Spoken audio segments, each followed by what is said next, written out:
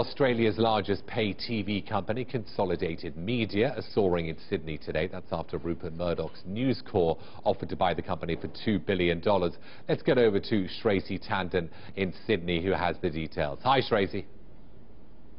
Good morning, Mark. That's absolutely right. Consolidated Media Holdings investors are cheering this approach by none other than Rupert Murdoch. Now, Rupert Murdoch, who owns News Corporation, News Limited is the Australian arm of News Corp, and they have offered to take over Consolidated Media Holdings for $3.50 a share of around $2 billion. Now, I was just crunching the numbers for you earlier. Yesterday, Consolidated Media Holdings closed at $3.08 a share. So by that token, what Rupert Murdoch is doing is offering a 14% premium for the company. And the key reason for this is he wants to have a much greater stake in Australia's biggest pay TV network, that is Foxtel. At the moment, Rupert Murdoch, through News Limited, owns 25% of Foxtel. Consolidated Media owns another 25%, and Telstra owns 50%. So if this deal does go through, that means Murdoch will have 50% ownership of Foxtel.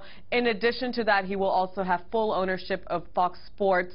At the moment, you know, Mark, this deal is still not done. It has to go through a series of regulatory approvals, as well as needs to be approved by the board. But we are hearing reports that James Packer, who is the biggest shareholder of Consolidated Media Group, has agreed to this takeover. And it's been confirmed, Shraysi, that News Limited is cutting jobs. This, of course, after a couple of days after Fairfax announced it was also cutting its workforce. What can you tell us about this?